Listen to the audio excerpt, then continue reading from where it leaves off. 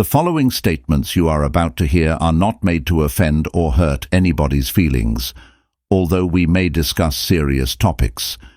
It's all entertainment, man. In all reality, don't take too serious. Have fun, laugh a little bit, relax. Let's talk about it. Shades Talk. All right, so we back with another episode of Politic'n with Shades. We got a new guest, Shag, in the building. What up? Shag. Welcome. Of course, and you already know Atlanta Oh My. Gerald, And my dog Prop. What up, dog? What up? All right, man. So we was just actually talking about the whole pause situation. Facts. Facts. Word to my dog Fats, he would say, pause Pierce. When is it too much? Every statement don't need to have a pause. I'm Yeah, questioning pause. you. Yeah. If you say something and every time you're like, bubble pause. What are you trying to prove to me? Yeah. What are you trying to prove to yourself? Facts. You pausing after Yeah. every other sentence, gang. You might as well just open that closet, cut the door out, Yeah. and Let me live help your you. life. Let me help you step out. I will say there's times, like I was just telling them, I had a moment where I had to pause yesterday. Yeah. I don't know exactly what it was that I had to pause on, but it was required in I'm that sure. moment. Yeah. However, I do Right. feel like you mentioned, men use the pause more than the females do. Man. And why? And That is a why? great question. So this is my thought on it. And this is not going to help us. I'm going to keep it real with you. Yep. And I said this before, how much shit is going through your mind on a daily basis that you got to check yourself every time you use a certain slogan, word, Right. or sentence. Like for me, I don't think about. You feel me? That's not your first thought. That's not my first thought. Nah.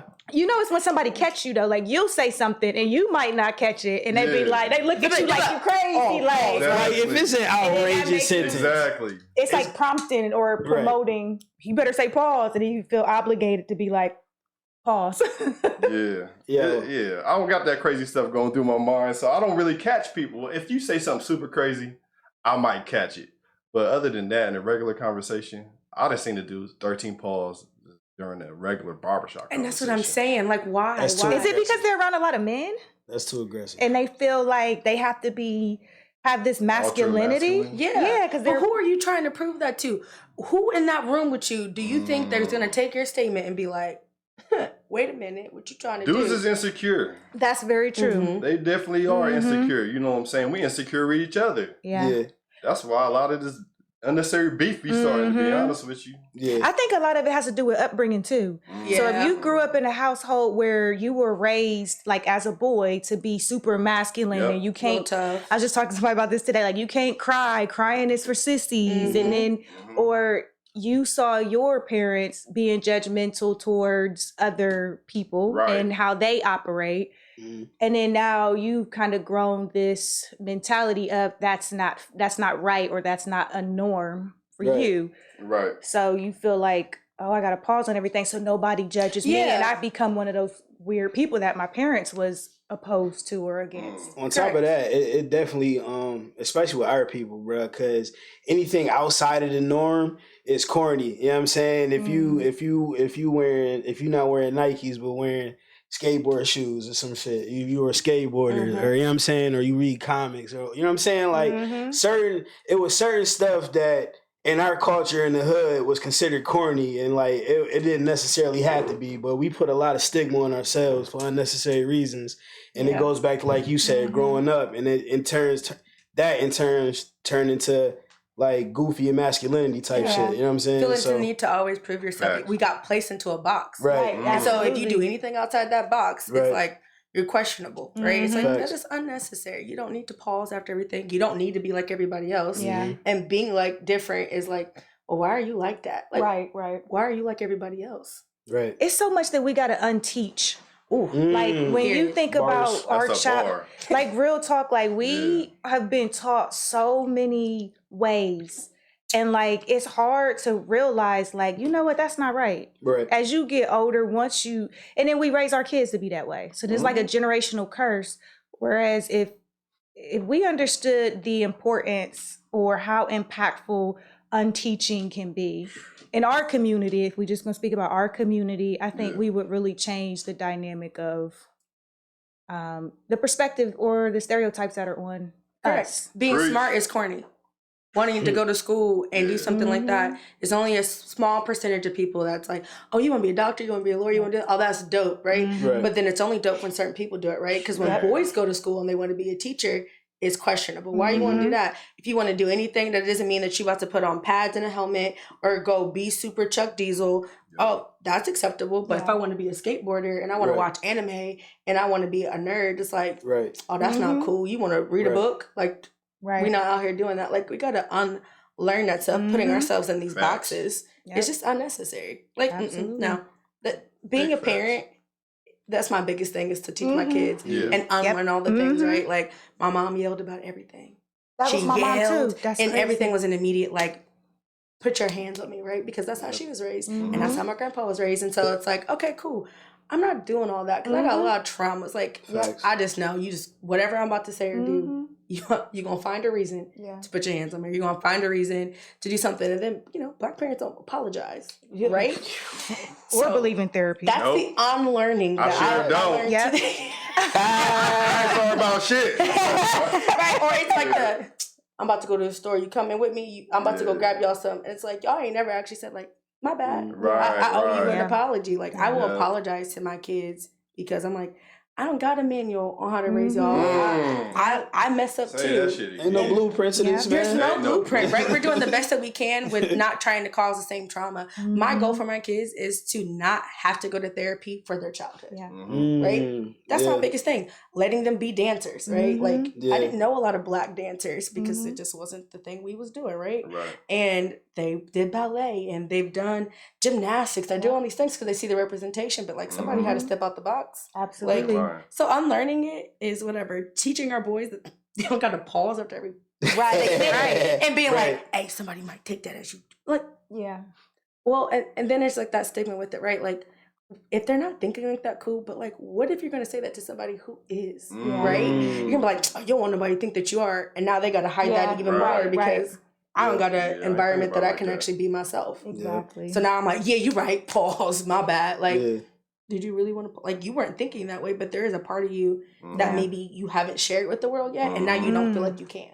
I never really thought about it from that perspective. So when I think about me pausing yesterday, I'm kind of like, all right, man, look, sometimes now, I know, I feel like in it was certain required. moments, Yesterday, I said something there's on the pauses was, you know what I mean? Like, No, for real. Like, I would hey, give you yo. that, and you'd be like, or because it's like, that was wild. I wish I could remember what it was. Wild. So y'all can vouch for me when I tell y'all, like, I said this, and like, oh yeah, you had to say it. Right. But, And I think for like, especially women, like, we're not saying anything that someone's going to take out of context and be like, oh, you trying to, but men though, it's normally because you say a statement and people are like, oh, you get down like that? Like, you know what I mean? And it's like, well, I wouldn't even, why are you thinking like that? Why are you, but like for us, it's only like, that was out of pocket, right? Like, I was talking to my homeboy and he's like, yeah, he's messing with a girl. And I was like, so, what's going on with it? And he was like, I ain't shoot up the club or nothing. I was like, okay, you didn't shoot up the club, but did you rearrange furniture? Oh, boy. And he was like, oh, boy. I was like, I'm wilding. You're right. Obviously not. And I was like, because you're real specific with your words, right? You didn't shoot up the club, but you did what you needed to do, right? So, like, I was wilding. That might have been a pause, right? Like, pause. I'm doing too much, right? Let me step back. But I don't never look at it like that. Maybe it's my own sexist mind frame. All right, I'm not perfect. It is what it is. But I don't ever see women saying things, put themselves in a position to have a pause moment. And I'll be honest with you. If I look at it and down to the nitty gritty, me and two women in the bedroom, I don't see a problem with that. Right. Now, me and a woman and another. Of course you don't. Well, no, but me, another woman and another dude. Okay, now we not going there. You feel me? I'm with you. So that's where it was kind of like too many swords. There's too many swords, bro. I don't believe women can have pause moments, but dudes, yeah, we could definitely. We got to tone it down, but yeah, there's definitely some pause moments. Yeah, in my opinion. Yeah. No, for sure. I agree. But I'm with you on that. My own. That's my own bias. Bias. Right. Some other people will not agree with me. All right. My son, though, that's my man's, but he's like me. You know what I'm saying? So we like this. Dads do have a little bit of a slight, I don't know what it is. Leniency. There's a Lenience different, towards your daughter. different dynamic. Different dynamic. I don't have no sisters. I have all brothers. Yeah. My mom has all brothers. So that's my baby girl. You know what I'm saying?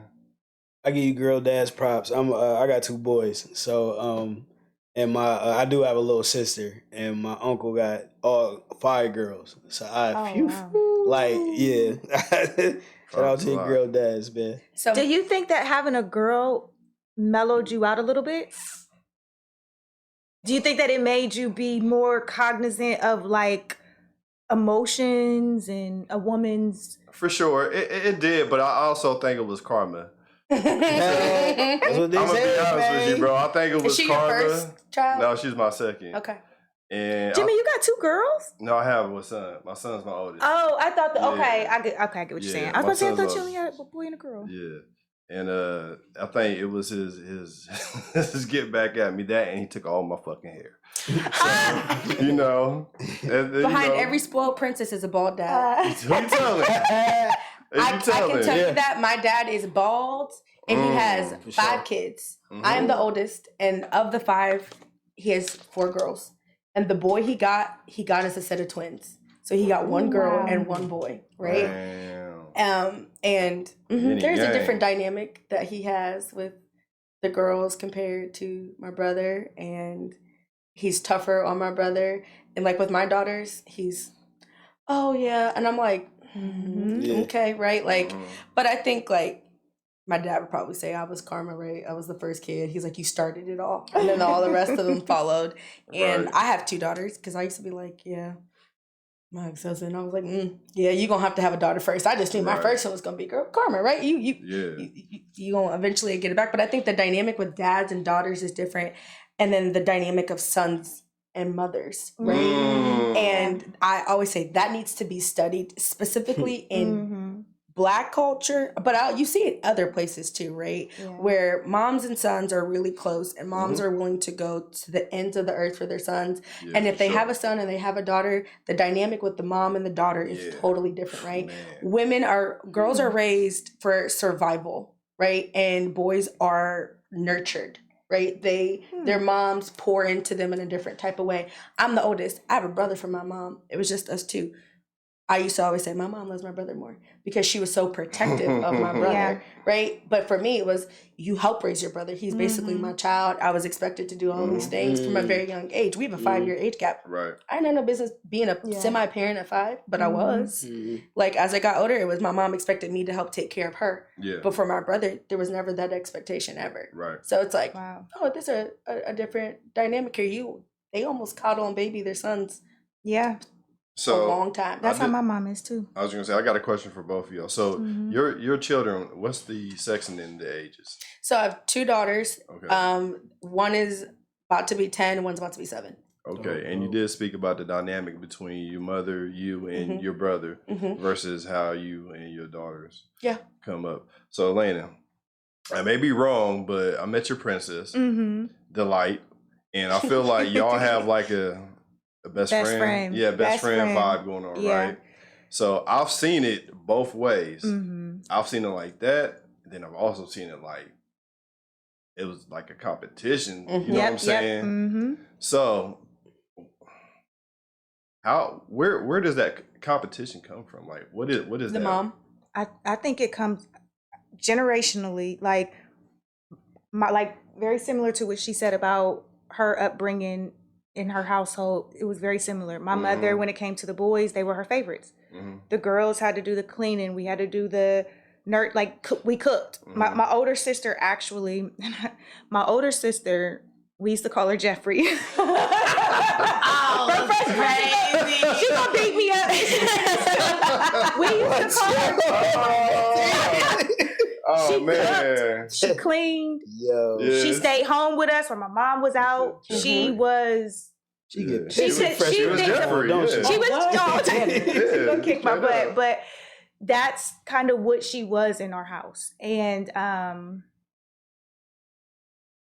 also felt like my mom can never see this, by the way, but I also felt like there was like this kind of a jealousy thing too with my mom as we got older.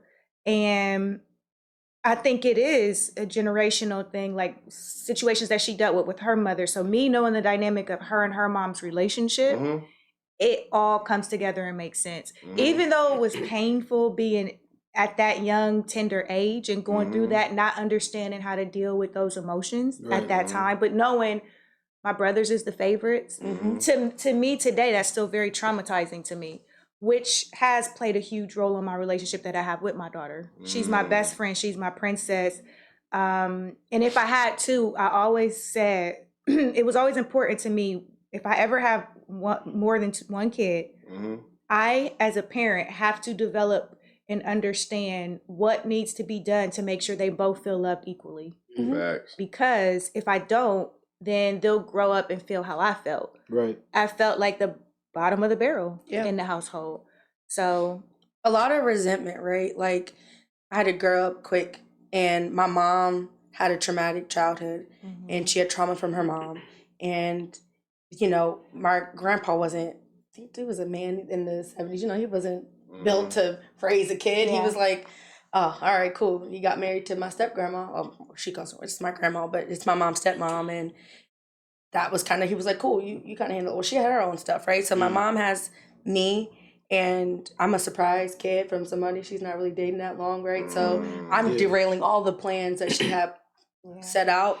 And then she has me, and, you know, she's trying to figure all that out. And it was like, woe is me. I'm owed good things, right? So I was in a bad marriage. And all of the tasks and the things, right? You're cooking, you're cleaning, you're taking care of somebody at a very young age.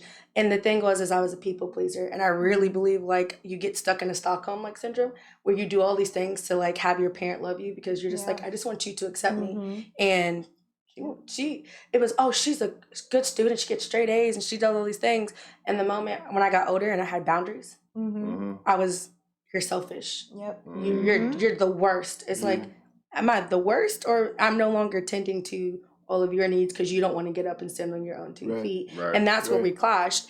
And then it was, oh, well, you have a man who does this, so you'll be all right. Like, but what does that have to do with what you're going through? So there was a jealousy factor that was there. And it was weird to me because it was my mom. Like, I don't understand. And I remember getting divorced and my mom being like, I can't believe he did that to you. After what I just went through, he watched my divorce. And I was like, how are you making this about you? Right? This is crazy.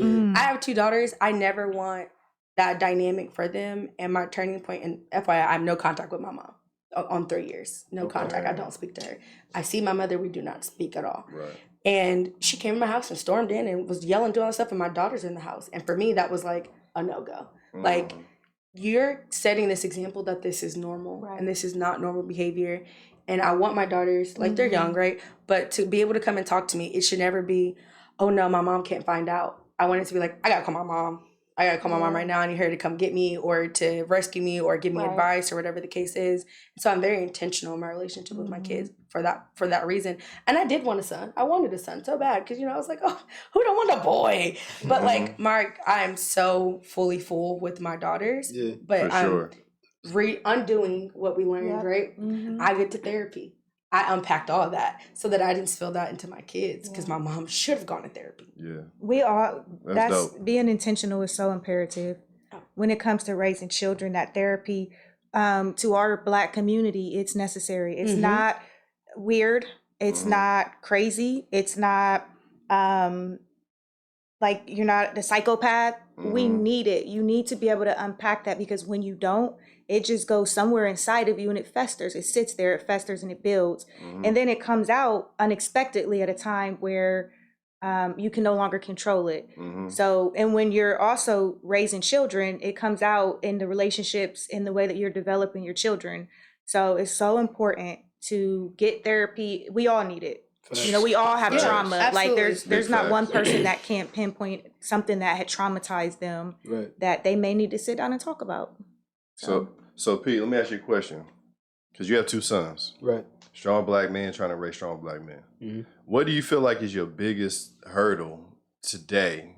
And what are you trying to sink in? Because I know we don't want to necessarily repeat certain things, and I've made my own mistakes with parenting. But what do you feel like your biggest thing for them right now is trying to like cement in their heads? It's like, so the age for my boys, my oldest is 15, be 16 in January. My youngest is 8, be 9 in November.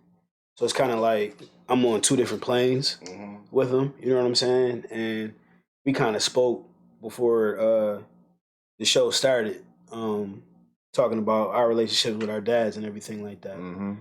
And like you lady said, it's generational stuff. It's a trickle down effect. So you try not to raise your kids like how you were raised, right?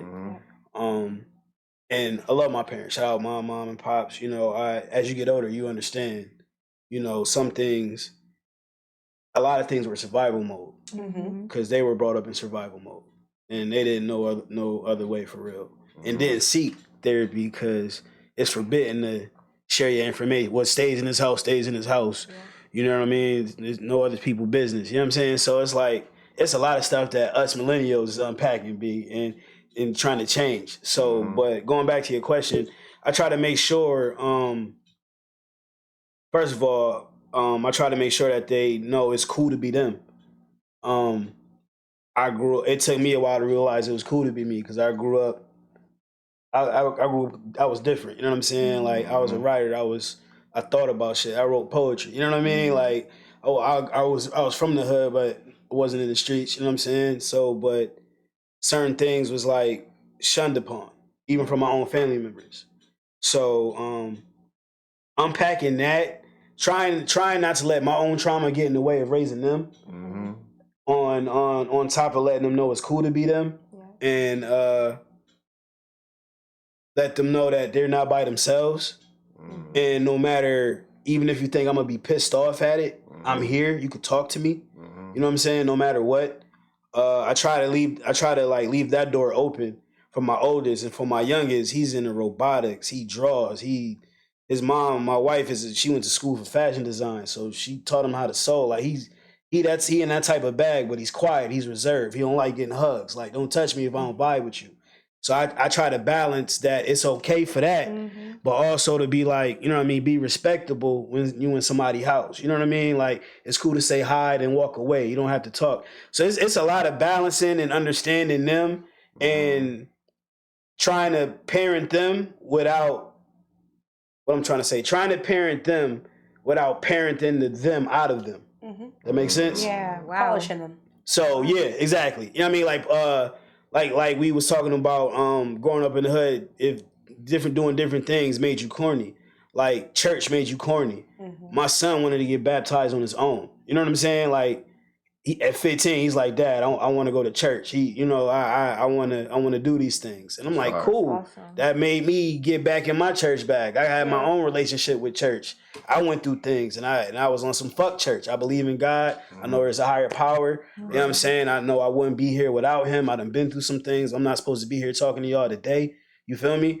But I had some things with church that I'm not going back, but I'm giving another chance because my son wanted to have his own journey.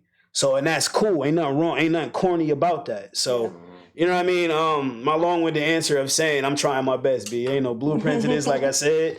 But I'm gonna be damned if they don't know it's not cool to be them, and why fit in when you a standout. Absolutely. So, obviously, everybody, we love our angels.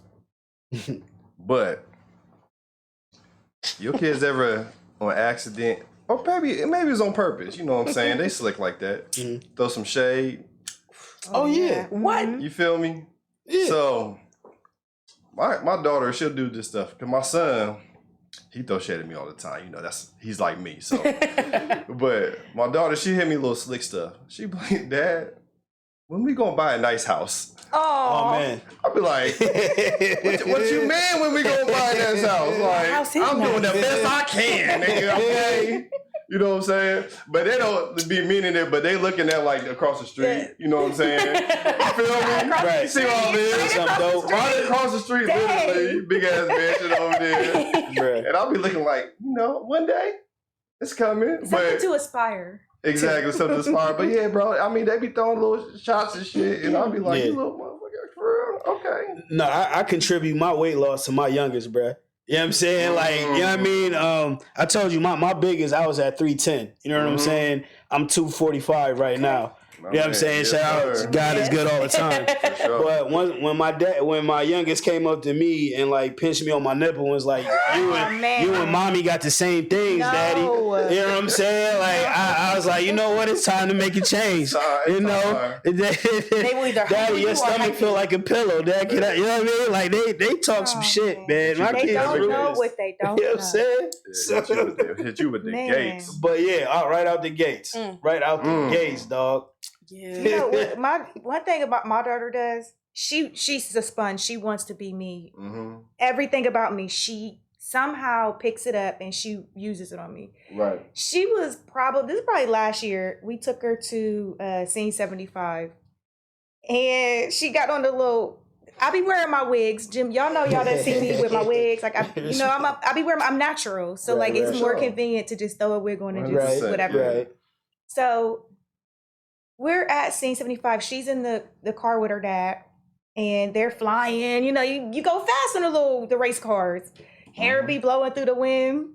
She gets off of the track. She comes running over like, "Mommy, that was so fun. Oh my gosh, my wig almost flew off."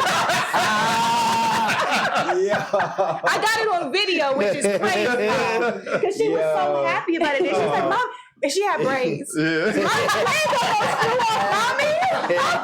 And it was her real hair. Like, so I'm like, sponges, man. So everybody probably looking at my hair like, okay, we understand. Mom wears wigs. Can relate. That's crazy. So, where is the? All right, I got a question for y'all. Exes. What about it? Let's take a left turn right here. I just got a nice text from my ex yesterday. Out of the blue, so random. Okay. My daughter's dad. Okay. All right. No. It a nice text. That's what's up. We're gonna dive into that in a little bit, but yeah. So, what about exes? If you are super cool with the family, but y'all part ways, do you still stay in contact with the family? So, I do. Well, I was married. I am divorced. Okay. My mother-in-law was at my house today, coming to get the kids' laundry because she was like, "I'm gonna have them over the weekend, so I'm gonna do their laundry for school." But I still talk to her. We've been divorced over 4 years. Right. I still home. He is best friends with my dad. Like they still kick it and hang out. Like we didn't work, but I had known this man since I was 16 years old, was with him from 17 to 28. Like we have 2 kids. Most of my life as an adult, right?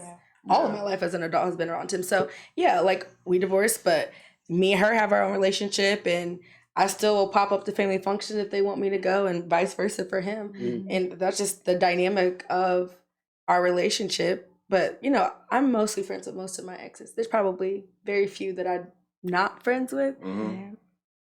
I'm pretty similar to that. Like, I have no beef with no exes but one, and that's a he did something that you can't undo. But my daughter's dad, he's got a relationship with my mother, my family. Like, they look at him as family, and I feel like what may be complicated is meeting a new person, because if I meet a new person, he's kind of locked in to some degree. Right. Because he's the father of my child, and me and him, we have a good relationship. We're not together. Haven't been together since 2019. No plans on getting together, but my family has a great respect for him. And so I just don't know how that's going to be, meeting someone and how they would feel about the dynamic that my daughter's dad has with my family. So that'll be difficult. I can see that being an issue. Like if I had kids outside and I'm no longer with the person I had the kids with. Right. And now as a man, I have another male coming into their lives. Yeah. It's not so much, for me, it wouldn't be so much about my ex. It would be about the person. Yeah, it'd be about who you inviting around my children. I think you establish rules. Oh, then. Say that one more time, Jimmy, so I can follow. So it would not be so much about what you're doing with your life or with your time. It'd be more so who is coming to be around my kids. As the dad. As the dad. Yeah, as the dad. So we make sure that when we get into a situation with someone else and it's serious, it's only been one time that's happened. Mm-hmm. That person has to meet our person before. Like, so my daughter's dad has met my ex-boyfriend. Yeah. I was in the process of meeting his girlfriend at the time. That's a line that we don't cross. Right. No one's allowed to meet my daughter until we meet that person. Yep. That's respectfully. Dope. Yeah, that's dope. Yeah, respectfully. We have a rule. You get to 6 months is when you can start having that conversation about, like, I've been with this person for 6 months, so you're rocking hard. I think, this might be something, to the point where I think meeting the kids is going to be something. So we got to meet that person. We ain't never got to that point, though. We both have dated other people. But I was going to ask. I was going to ask real quick. I'm sorry. Yeah. Because I was going to ask, is it a certain amount of time before, or do y'all let them meet them right away? I don't. It's up to him. If he feels like this is somebody, because we both are very solid when it comes to who we deal with or who we allow in our life. Right. So I would trust that if he met her and it's 2 months in, 3 months in, and he's like, I really like her. Okay. But we're really big on our kid not meeting a whole bunch of different people. Right. He's only met one guy. Right. My daughter's only been introduced to one man for me. Unfortunately, it didn't work out. But for him, I was only going to meet the one girl, but it ended up not working out for him too. But very, very cautious about that, because when you allow different people in your child's life, then now they think that's normal. Right. Not only that, but then they build these relationships, and it's so hard to break, because my ex, when we broke up, my daughter was still saying his name. Oh, where's he at, Mom? And then, just it's difficult. So that's real. It's a delicate thing, but I think communication is key, and really setting like what you want to happen with that, right? Like he says like 6 months. I'm like, okay, cool. You get to 6 months and you want me to meet somebody, great. Then we'll go that route, and they can meet the kids, and we'll keep it pushing. But I think that's the piece, right? Because you're going to always be concerned about who's around your kids, and what they're saying, what they're doing, how they're treating them, right? Because like that's the last thing I need is for one of my kids to come home and be like, and such this. Okay, man, so let me call your dad real quick, right? So we can have a conversation, and like right now, like we gotta talk about it, because that's the one thing I'm not playing about. That's not safe. It's not safe for anybody to do. I'm at the front door. So knock. I'm at the door. Absolutely. Yeah. Don't play about my baby. He don't play about her. She don't. I don't play about her. Right. We just don't play about her.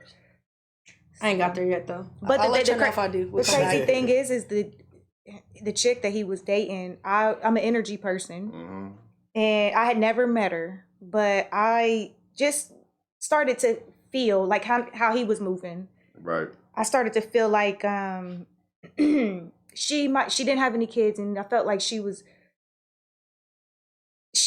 jealous of the fact that he had a kid. Not only did he have a kid, but we have a healthy relationship. Right. And that can be difficult for anybody, especially you got co-parents out there who are not together and they still do things together, even though they're not together.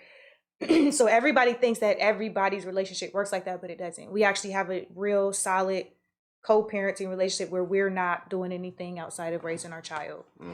But the chick, she was just giving signs of like just jealous, kind of certain things that I was picking up on.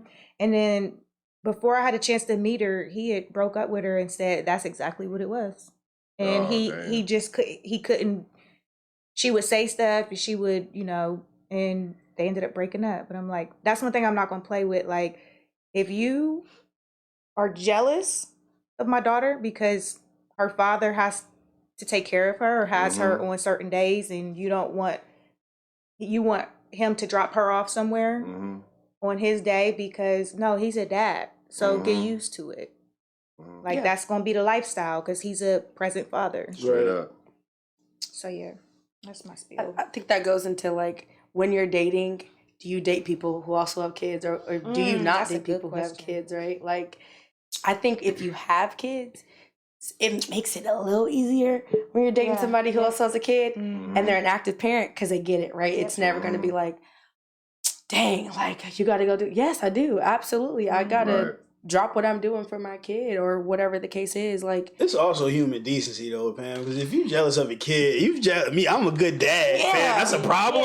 That's a red flag anyway. You know what I mean? Like, that's so I even if you don't have a kid, if you're a grown up and realize you're in a relationship with somebody that has a child, you should understand that this is what it is with my kid. You know what I mean? Some people are just not mature like You're that. You're right. And I think the dynamic she has with her child's father and the dynamic I have with mine is we don't bicker and argue. And I think people are so used to my baby mama this, my baby daddy that, and there's drama, right? They want that. Like, why would y'all want us to be on outs? Especially other men. Yes. When they want you to come back. They want you to be dealing with them and be gossiping about your baby daddy. And they want you to have problems with your baby daddy because that makes them feel like, yeah, like, nah, me and my daughter's dad, we locked in. Yeah, like, that's the homie that's going to be around for the rest of my life. I know people always like, marriage is so permanent.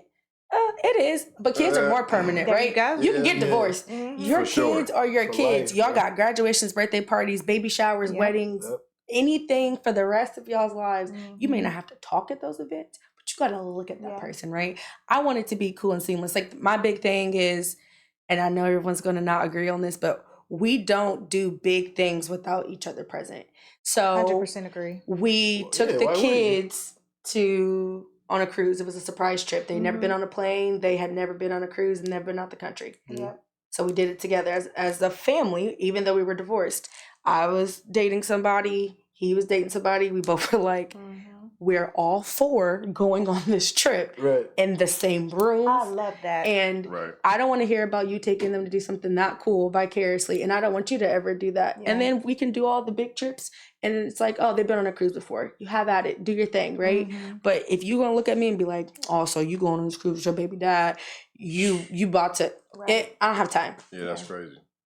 I'm not explaining that. That's more of an insecurity. It is. Absolutely. But they won't say this insecurity, right? It's like, it's just a boundary. Like, if I told my homeboys that sounds crazy, you think now you don't believe that I'm actually going to not do something, right? So, like, it's a trust issue. It's an insecurity.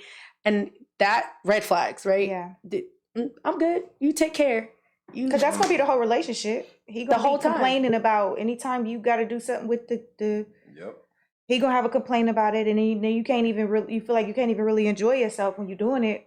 Because I'm gonna do it regardless. Like, but I would want my man to come. Like you said, y'all did. He had somebody, you got somebody. Y'all went. Like, we can all go and be cool. That's a fact. Yeah. Like, I don't want you, you don't want me. We're all copacetic at that point. But I think people always think in the back of somebody's mind is like, somebody want the other person, or y'all both do because you've had history. Like, all right, yeah.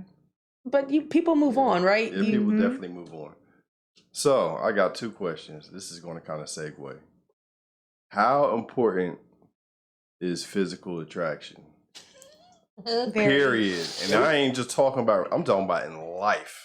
We gotta stop stunting like it's not important. Oh, it's definitely fun. You know what I'm saying? Like, let's be real. Like, hey, I'm Shala Hal over here. I'm not gonna lie to you. Like, you know what I'm saying? Like, let's keep it real. You know what I mean? Everybody got preference. It is what it is. It's cool. Now, if you got a preference, cool. Don't hate on somebody else's preference or I can't do that. You know what I'm saying? Like, everybody different, but at the end of the day, that's what starts the physical attraction is number one. That's what starts off the she look good. Let me see how you doing. What's your name? Let me try to get to know her type shit. Every dating app is built off of that. Yeah. The first thing you see on a dating app is they picture you swiping left or right based off of what you physically see.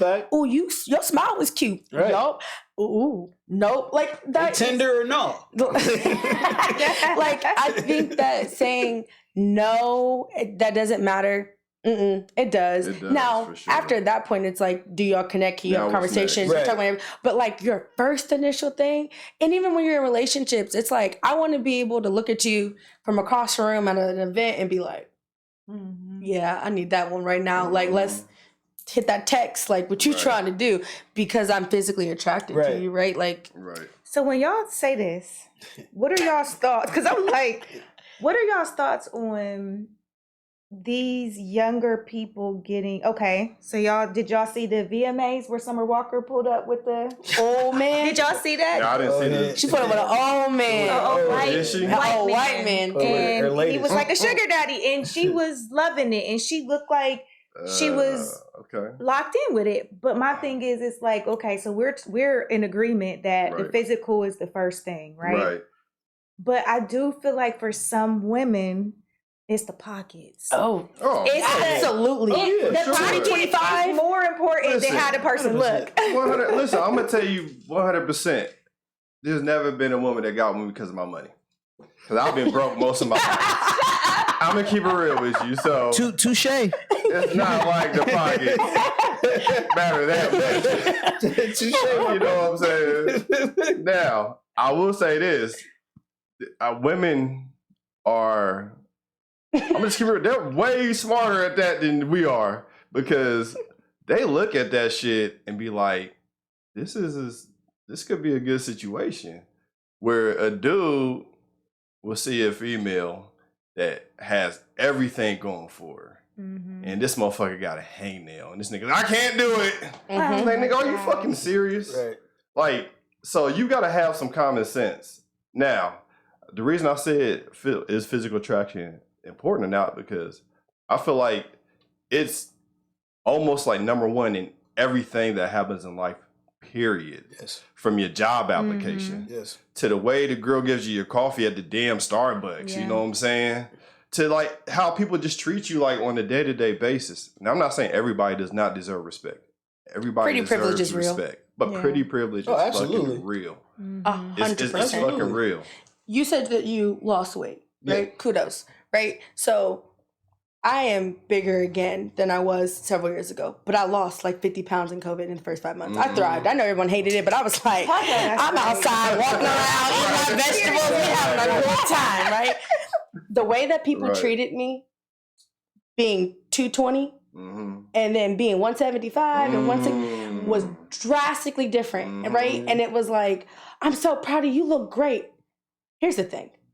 Bigger I may have been, face card has never declined, right? I've always been cute, right? Always been cute, but the way that people talk, then it was I used to feel you so bad in high school, or in college. I thought, no, you didn't. You didn't talk to me at all then. And so now I'm cute, and I got the figure and the and now it's like, okay, cool. But you're right. People handle people differently based off of how they think that they're attracted. They'll let somebody who's a bigot, a racist, or whatever get away with it because of the way that they look. You can't be that and ugly.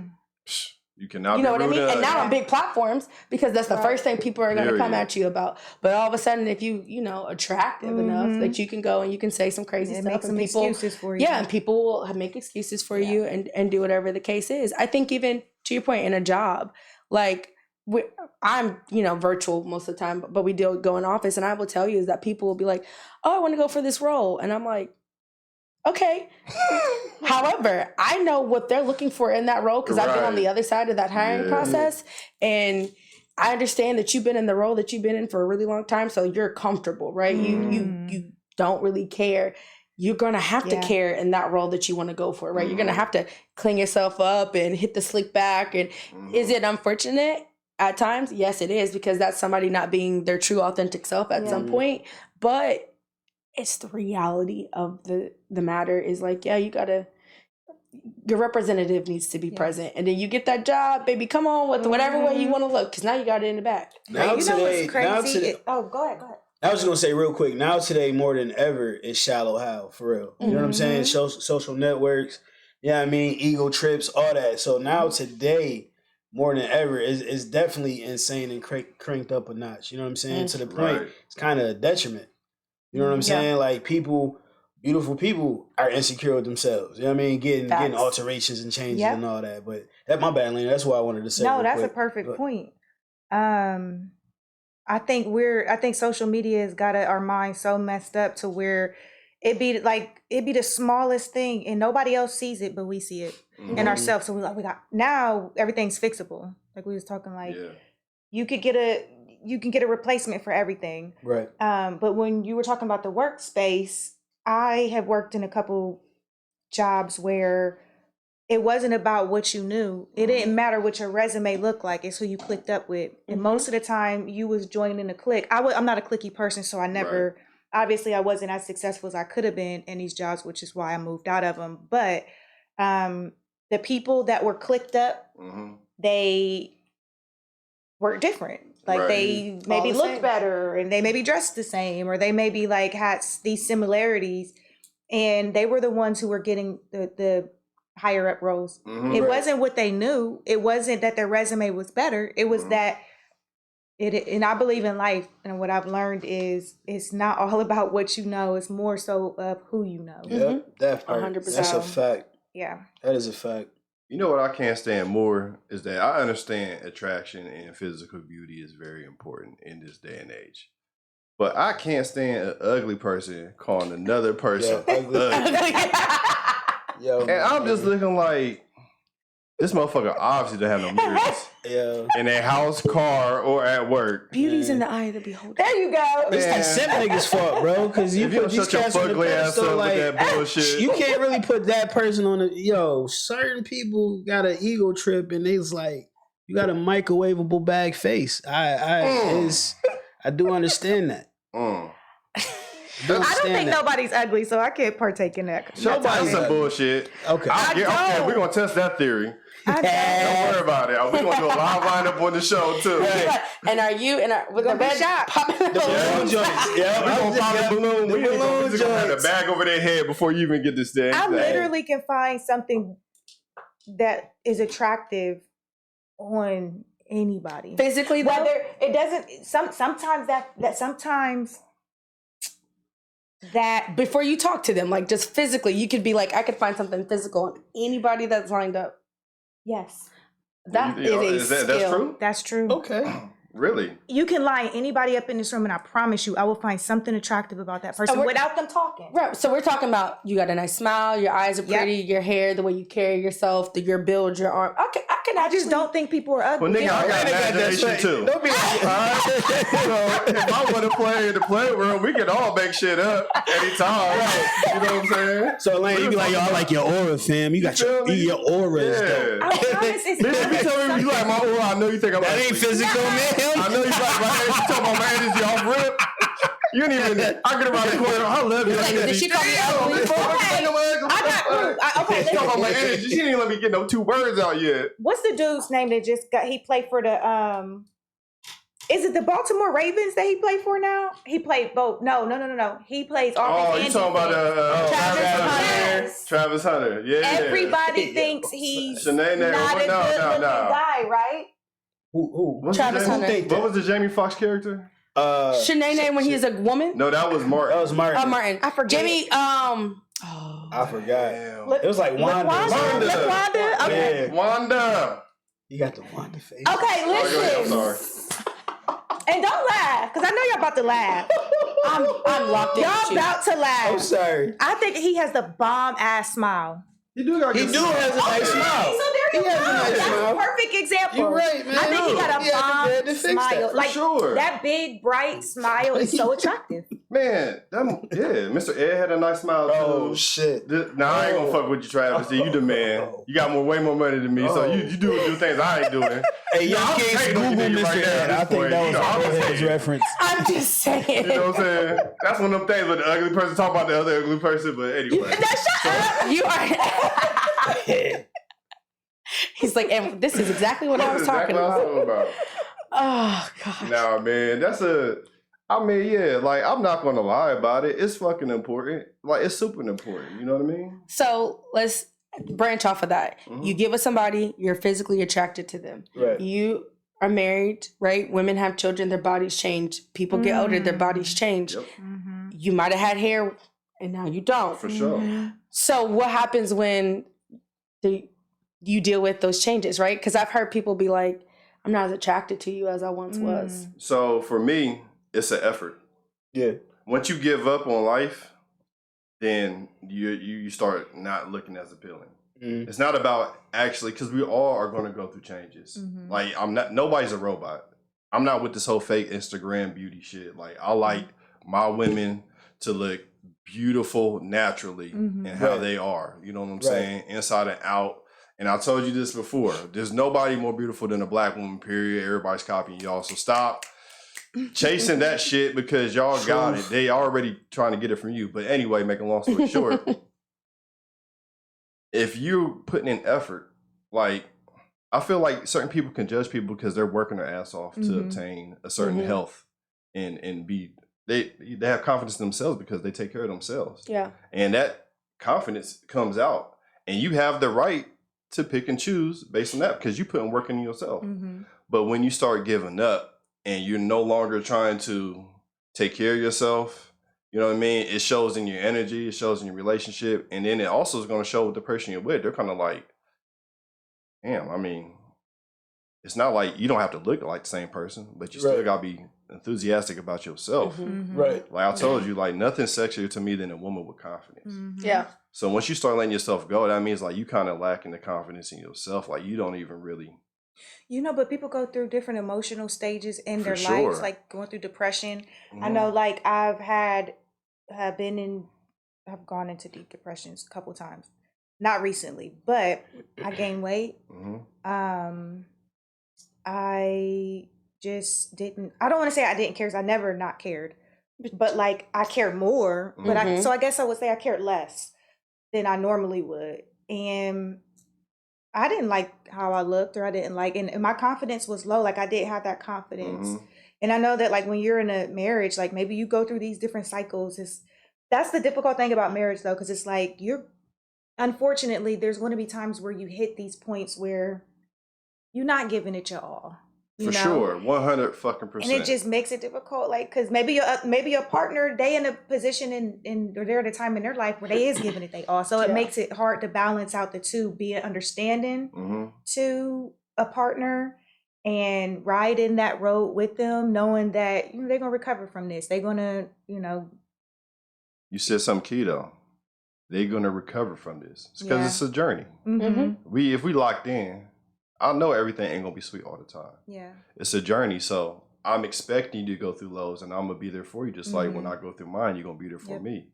But then when you get to a point where you're happy with the bare minimum and you're just there to be there. I've never been one to stay with somebody or want to be with somebody that is just happy to just be in the relationship. I want to be happy in my relationship. Right, absolutely. Some people will keep the motherfucking relationship going just to have a person. Yep. Exactly, just to have somebody in their life. You gotta grow regardless.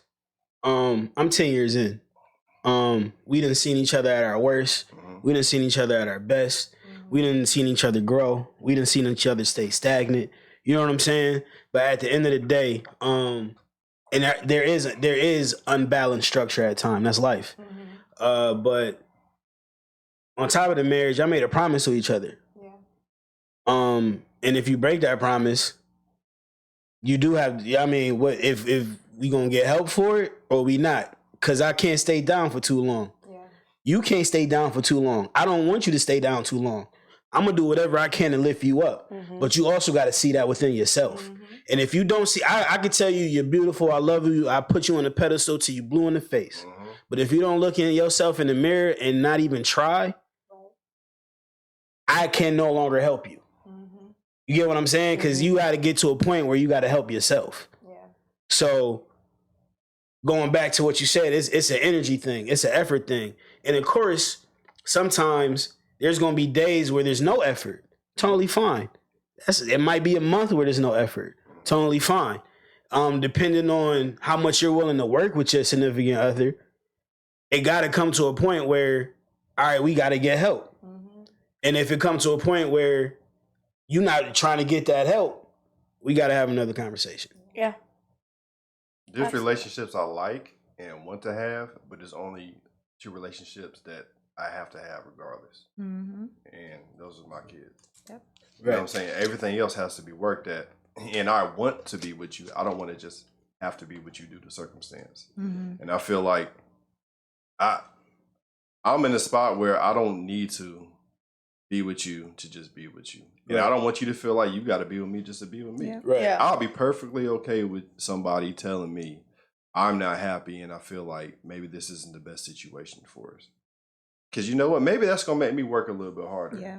But if you're so tied up in me that you really just going to deal with whatever, I don't even know if I really want that shit. I told y'all earlier, like, I can't be nobody's world. Right. Yeah. Like, I'm gonna let you down every time. Every time. But if you know that this person is confident in themselves and they got shit going for themselves, damn, that might be like, shit, I need to step my fucking game up. Yeah. A major part of the reason why I fell in love with you was because of your individuality. And if you lose your individuality, if you lose yourself, you kind of lost that part that I love too. Now, shit happens, absolutely. And like y'all said, it's a journey.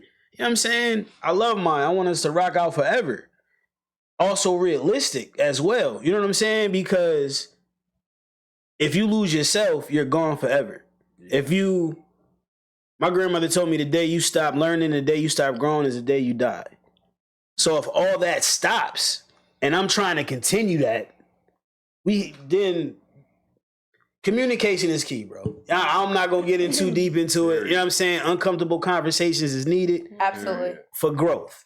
You know what I mean? Accountability is needed. You know what I'm saying? If those parts are missing, you're going to have an issue. Constructive feedback, and because it's coming from a genuine place, right? I'm not waking up and I'm not picking at you. I want you to be better, and I'm noticing things that are not your normal. Right. It's not your standard, and you can go and say those things. Also, I think people, and I will speak from personal experience being a woman, you tend to pour into everyone else's cups. And so you put yourself on the back burner and then you find yourself in a depressive state, right? And then it's about your significant other, it's about your kids, it's about everybody else. And then one day you sit there and you're like, who am I? Right? Who's pouring into my cup? You lost yourself. And that's the biggest thing, is being like, I have to find me. So that I don't get back here, because I'm no good to any of y'all being half. Yes, ma'am. Being a fourth of it, right? I seen this thing that was like, we always are talking about we're pouring other people's cups. And one of my favorite scriptures is like, my cup runneth over. Y'all not supposed to, my cup's never supposed to be empty. Y'all are getting my overflow. And when I think about my life like that now, it's on. Gym time is happening. I don't care who, what, when. I'm hitting the gym. I'm going for a run. I will juggle my kids and all of my jobs and everybody else. But this is my time. These are the things that I do for myself. And I'm not going to be made to feel bad, right? You're a mom. Great. And before I was a mom, I was Shag, right? And one day my kids are going to be old enough to be out there doing their own thing. And I'm going to be Shag still, right? And I think that's important, even like being married, right? Like finding your time with your significant other, so y'all are still a couple and you're not just mom and dad and roommates. But I think that's self-awareness is important individually as a couple, and that helps you really just want to stay on top of it, right? Like, he in the gym, I'm in the gym, right? Because when I'm on his arm, that's me. Just feeding off of each other. Yeah, feed off that energy. Like, and just a smidge, just to add to that last point, Shag, that you made about the cup pouring, you also got to recognize, because it's a team effort as well. Yeah. You also got to recognize you can't pour from an empty cup. At all. And, all right, my husband keep pouring into me, my wife keep pouring into me. Something got to click in your brain and not be selfish and realize, damn, I got to start doing my thing so I can pour into her as well. So I can pour into him as well. That's also recognizing, that's also a part of marriage. Recognizing what you got to do for yourself in order to help the situation as well. Yeah. One thing I always say is partnership. Yes, ma'am. If I'm not at my best, then I can't be the best mom that I want to be. Right. So I have to make sure I'm okay so that I make sure that she's okay. Yep. If I'm not in a good place, I cannot be the best mom that I can be. And that's number one for me. Like, I have to be the best mom that I can be. In a relationship, I give it my all. And there's been times where I wasn't getting that back. I learned. Now I know somebody got to be pouring in my cup too. Yeah. Because I'm always pouring and pouring and pouring, and then I'm empty and so it's important to prioritize yourself. Like you said, you go to the gym and making sure that you're not putting yourself on a back burner just to accommodate for those around you. So I love my me time and my self-care time. Yeah. And when my kids is with a grandparent or their daddy, what? Bruh. Outside. Okay? We outside. We're having a good time. And then I'm back into mom mode, and my kids know, like, mom's not missing a game, mom's not missing a this or that, and that's cool. But like, I'm gonna get my hair done, I'm gonna get my nails done, I'm gonna pour into me, I'm gonna do all those things that make me happy, and I'm gonna be my best self, and that's it. That's all I got. Me staying fly keep us all happy. Everybody's happy. Keep us all happy when I stay fly. Listen, every day, every day. Like that. So what age? Because I got my own theory for men, and I'm not trying to put anybody's business out there, but what age do you think theoretically it's like I'm locked in now? Because life is a journey, and every level, whether it's 5 years, whether it's a decade, it's a certain thing you've learned about yourself. And sometimes we do shit backwards. Right. So what you feel like is that lock-in age for women? Or is it different at all stages of life, depending on your background? What you mean by lock in? So for me, I always say this, and I kind of blanket this statement for all men, period. I feel like as a man, and the way that the men carry themselves in my life, they were all men's men. You know what I'm saying? Stand-up men, family men, providers, protectors, all that. So there's levels to learning how to do all that. Right. You can have a child before you even learn how to be a man. You know what I'm saying? You commit yourself to somebody before you even learn how to be a provider. So I say that you need to give yourself some time to grow up. So learn how to be a man first. You know what I mean? And that just comes with time. And while you're doing that, you're going to live life. You're going to explore yourself. You're going to be in certain relationships. You're going to, vibe out. But then you're going to learn how to provide for yourself. All right? Once you learn how to be a man and provide for yourself, then maybe you can give yourself to somebody else and then help them, and y'all can help each other. And then y'all can become parents. You know what I'm saying? But if you do those backwards, and a lot of people do them backwards, I did it backwards. You know what I'm saying? Right. I became a father before I became a man, provider, or a husband. So when it came time to me to be a good husband, I'm growing into that. I'm fucking up the whole time. You know what I'm saying? Yeah. And now she's got to see me grow up. And it was like painful for her to be in that situation. But then I had to learn how to provide, you know what I'm saying? Get to the money. And then once I got to the money, shit. Now, I never had this much money in my life. But also now I'm linked up to somebody that, you know what I'm saying? So it's kind of like, damn, I can't even really enjoy myself. I already been committed. Yeah. At an early age. I had more money at 25 than I did when I was 20, and vice versa. When I turned 30, I had more money than I did when I was 25. But now it's like I'm finding out things about myself, certain things that I like and don't like. But I've already committed my whole life to all these other people. Right. Yeah. And now I can't even really, and now they grown with me. Right. The easiest thing for me to ever do in my life was to be a parent. Like that was never hard for me. Like having my kids, providing for kids, doing what I got to do for my kids. But she'll tell you everything else. Yeah, you're right. I'm with you. You know what I'm saying? So I don't know if it's the same for women, because I feel like y'all are probably a lot more mature early on. But what is like in your opinion, would be like the blueprint, if there is one, to help a young, lady out there? I would say there's no particular age. I would say definitely wait until you get to that calm down point, because when you get out of high school, you're being exposed to this new life. You're an adult. You're trying to figure that part out. So when I think about my life, my 20s, I started out on the bottom. I was homeless, and I lived in my car at like 17, 18 years old. And so I had to dig myself out of that mud. Right. So I had to do incriminating things to figure it out. Sure. And I just wish that I had somebody explain to me about financial literacy,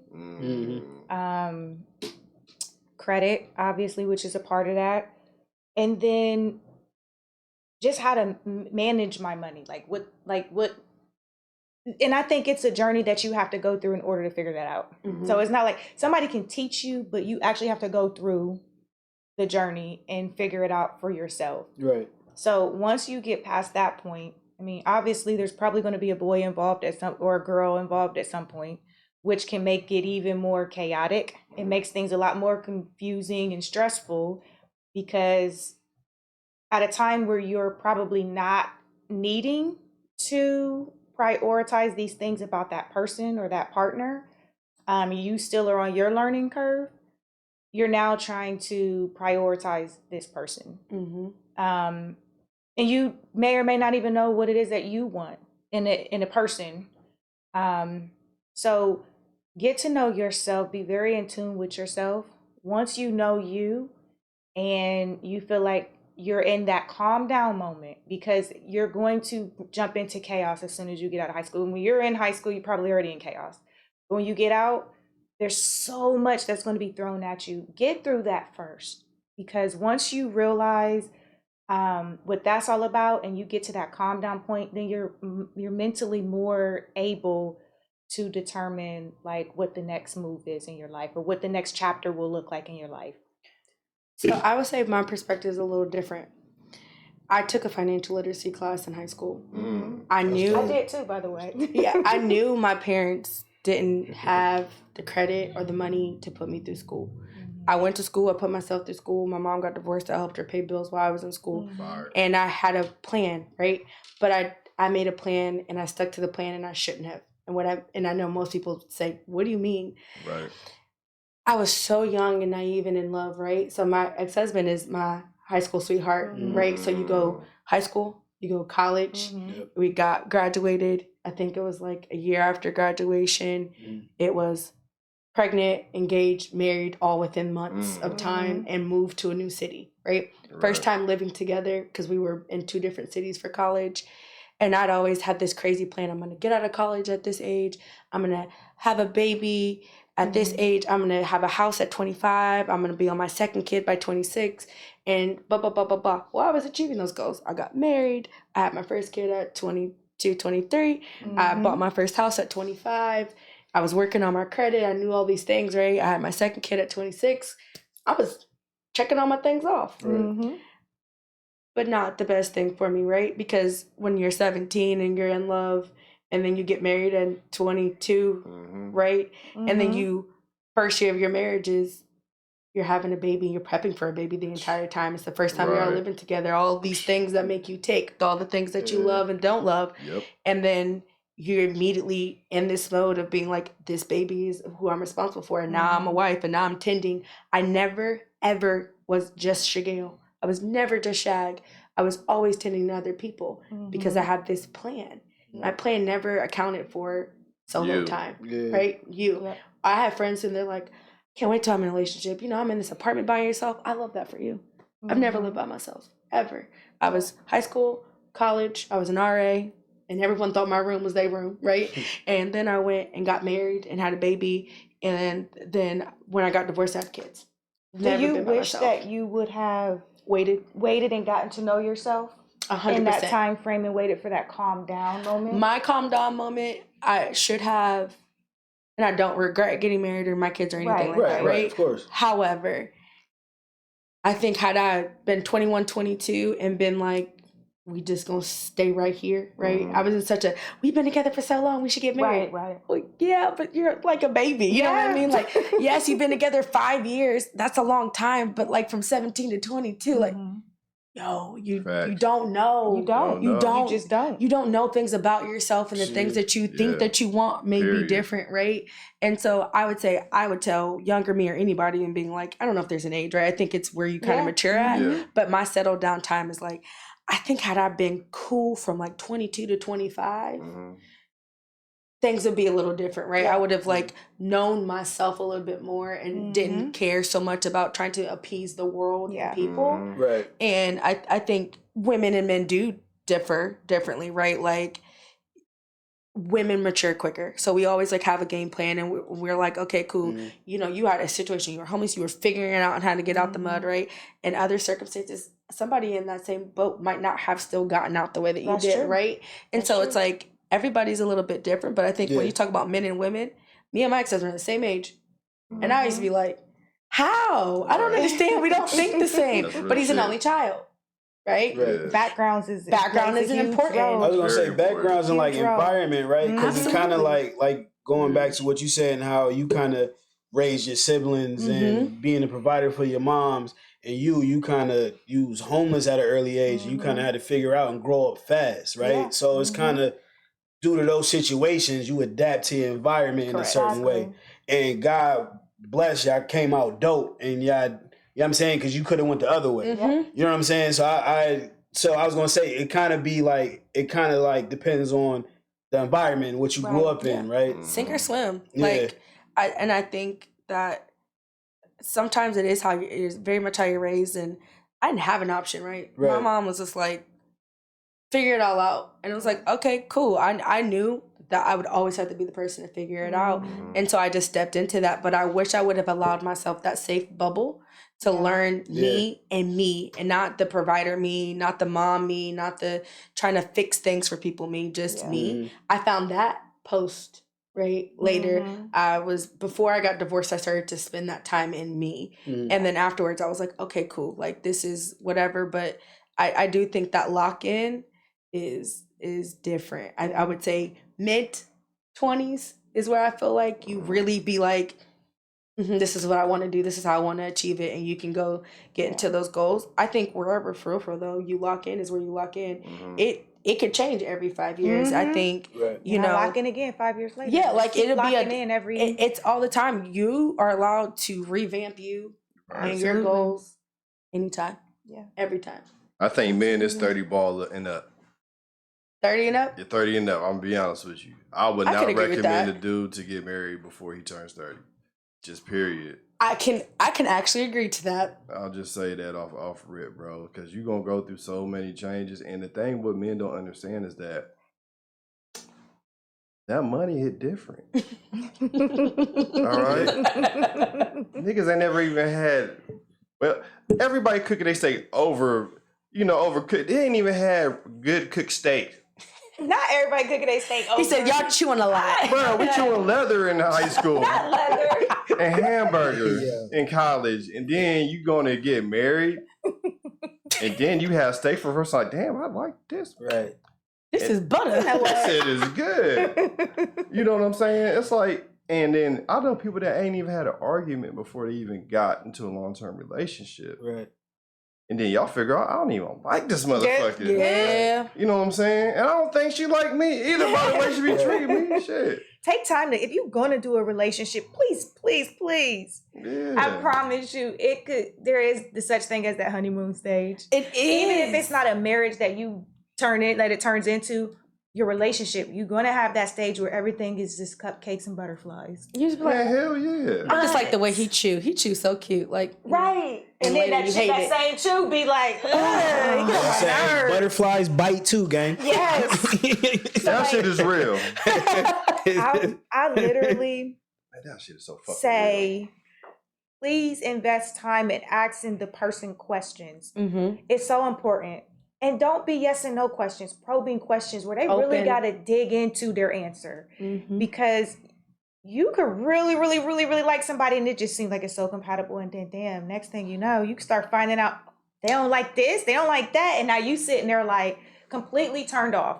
Story of my most recent life. But please ask questions because you might think that person is just spectacular. And then once you ask more questions, just ask questions. Everything that glitter. Ask questions. Please. More of the story. Ask some damn questions. Ask questions. And I also think like where y'all are, right? And you're locking, right? Yes. So if I'm on my grind and I'm about all of my business right now, and like I like you cute, cool. And then I always say what you meet when you first meet people is the representative. That's not who they. Right. You got to peel back the layers, right? And then you like, oh, you don't have no hustle.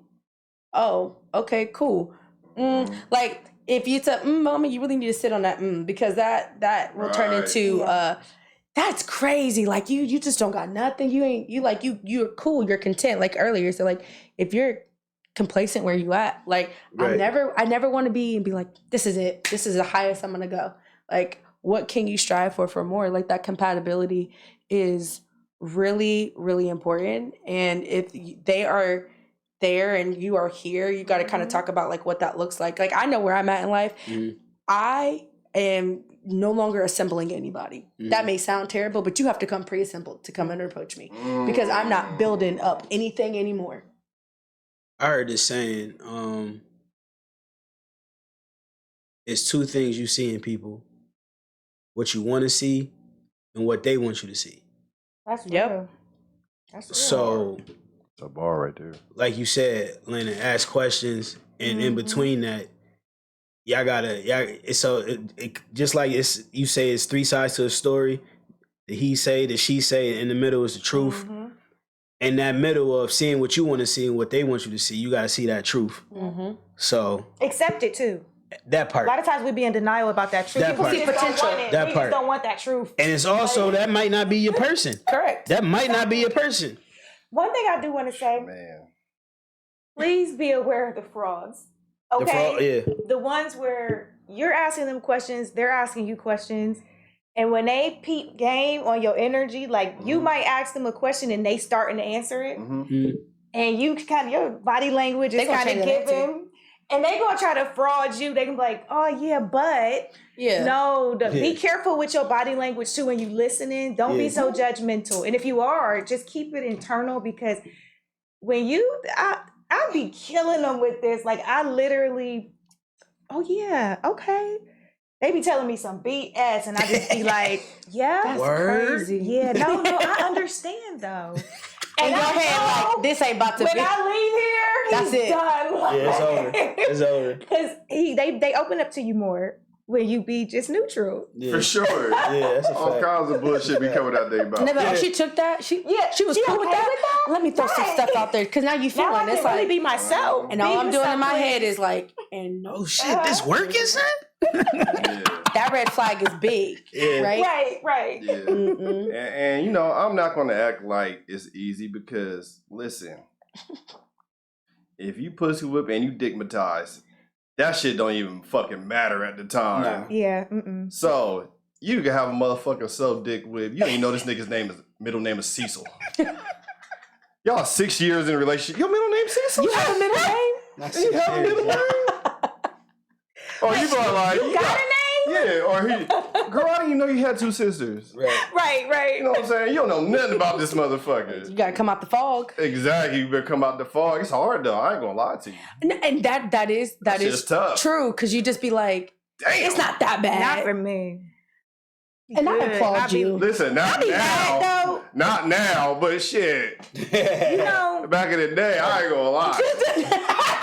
I was like, oh my god, damn! Had to get to a point. Oh my god, had to get to a point. What the fuck? It's growth, baby. Let me detox. It's growth. I'm not gonna lie to you, bro. Like, I'm from the hood, so the motherfucker with the best box be the craziest motherfucker in the world.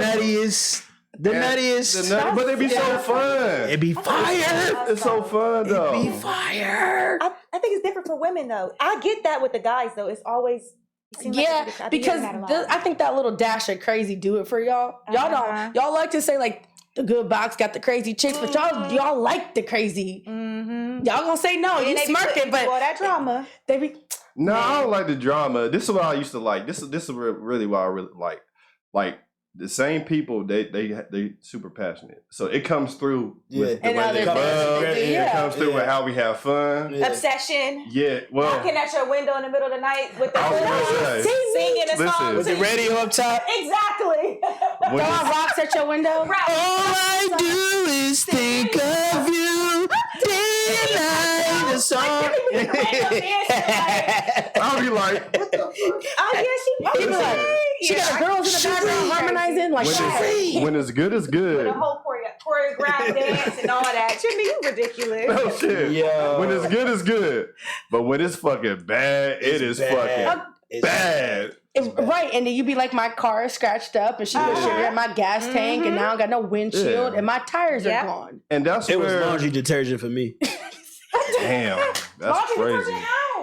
Yeah, what happened to laundry detergent, dog? Bro, you put it in your gas tank? I had a past life, yes. In the gas tank? In the gas tank, bro. Damn. I feel like that's worse than sugar. That is worse than sugar. It's easier to do, though. Yeah. It's you got pour that for sure. Hey, Damn, that's crazy. hey, edit this part out. No.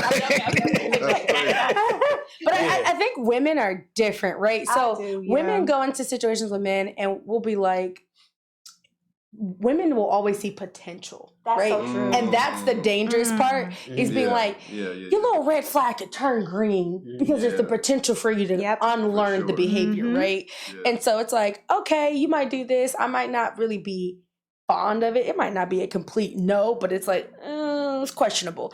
And then you lay it down, you knocking me through a mattress, like you are cracking. I can change him, girl. Cracking my back. Exactly. Like, you be sitting there like, that red flag really is not really red. Matter of fact, what red flag? It's red, green is red. Right? Am I colorblind? Right. And you go through I can change T-bone. But I think for women, it's like, we can desensitize that, right? And be like, I can sleep with you and you give me the good quality, throw me through a mattress. Yeah. And then I can put my shoes on and be like, thanks, dog. I can't. I can. I cannot do that. I can dap you up. Thanks for the performance. I appreciate you. Even when you mad at him? Oh, especially if I'm mad, because now you about to knock you there attitude. Now. You wasn't there in the beginning. No, right? so I will tell you. You had to get to a point. I will tell you is that when I was married, before I was married, in college, and I have a temper, believe it or not. Okay. And I believe it. I'm reformed. The hair swagged a different way with and sounds trigger me, right? So if like I'm arguing with you and you throw a key onto a countertop or you slam a door, bang, game on. So and I'm like, you started it. My toxic trait is like, I'm yelling and you yelling back and like, I'm trying to go. Like, we're going to have this argument. Now I'm trying to get the mattress and we're going to get down and I'll be looking at you like, okay, and another motherfucking thing. And oh my gosh. That is some toxic shit. And it's very like, right? Yeah. And it's like that passion. It was like, all right, cool. He going to let me calm down. And it was like, you down? You hungry? Like, I am. I'm hungry. Like, go take me to get That's food. dope. But that is dope. It's cute then. It's not cute when you arguing when you married and you like, because guess what? That little, all right, let's go get food is not about to happen. We got 2 kids at the crib. Right. And now I'm mad and I actually don't even want to look at your face. So how about you go downstairs? And it's like, well, I ain't sleeping on the couch. This is my house too. And I'm like, but you're not about to sleep in this bed. I know that's not what's about to happen. I don't care how good that dick is. Get away. Get away from me. Right? And so you just... when you're in love, you see things differently. Like, it's very blind. You'll continue to deal with certain antics and things, and you're like, okay, and I can see that you're trying, or that it'll be different. And then you go and you lay it down, and you like, all right, it's not too bad. But you eventually get tired. To be like you because I grew up around men.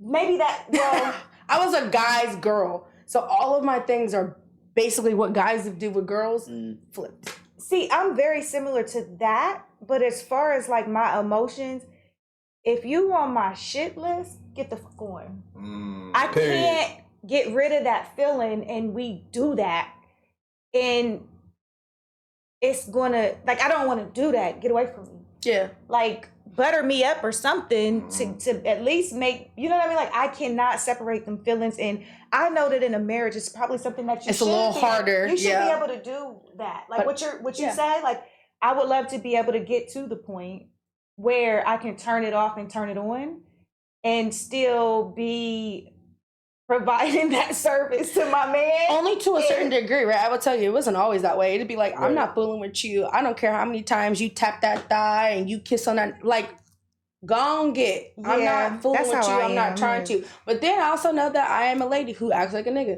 So I will be like, I got needs. And I need what I need. And right now, you are my man. You are it. And so it's head o'clock right now, man. let's head and clock is crazy. It is like, come do what you're supposed to do. We're gonna do it, and then and I'm gonna go to sleep your way, and I'm gonna call it a day. And now being single is different, right? It's like being single, I feel like you're not as attached. Yeah, you're not. Like, you're not in that skin in the game. Yeah, like, but so I might be able to do it on that type of a level, but like somebody that I really care about.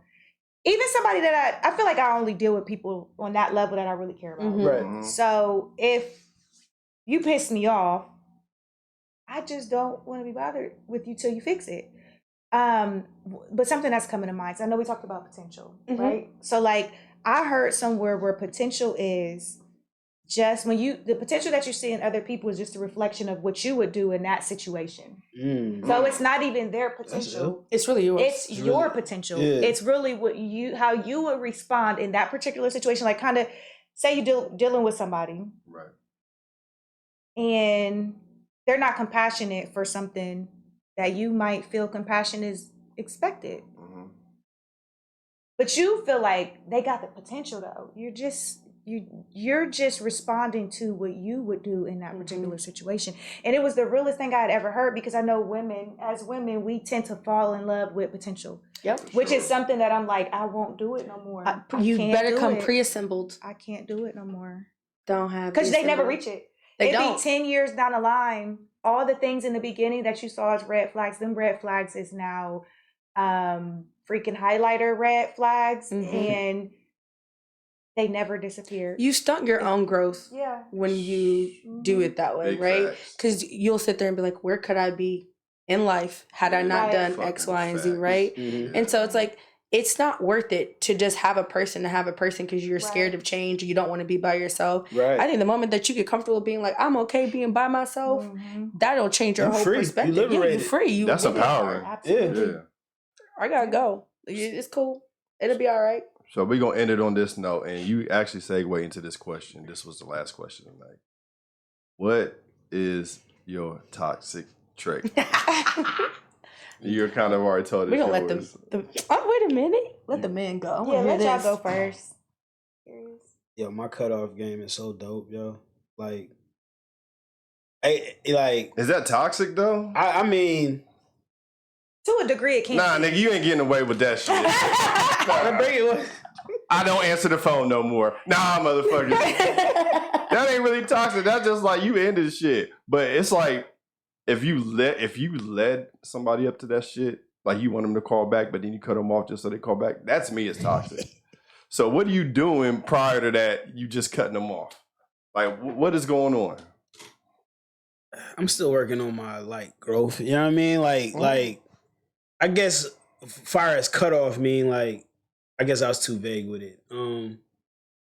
I could be petty, man. Like if you take me there, I take it further. You know what I'm saying? Like I'm gonna make it an excuse. I'm a Sagittarius. I'm a fire sign. You know what I'm saying? Like I was it's I was born in chaos, dog. Like leave me the fuck alone. Like if you. It could be something minuscule, you know what I'm saying? But if I feel it as disrespect, I'm gonna take it to another level to let you know I felt disrespect. I'm gonna disrespect you. Right. So when they go low, you go to the pit of hell. Oh, bro, like I got a fan, so I don't get too hot down there. You know what I'm saying? Okay. Yeah. I'm learning. No guy's still working with me. Listen, for sure. We all a work in progress. All a work in progress. So I grew up in a male-dominated household. Yeah.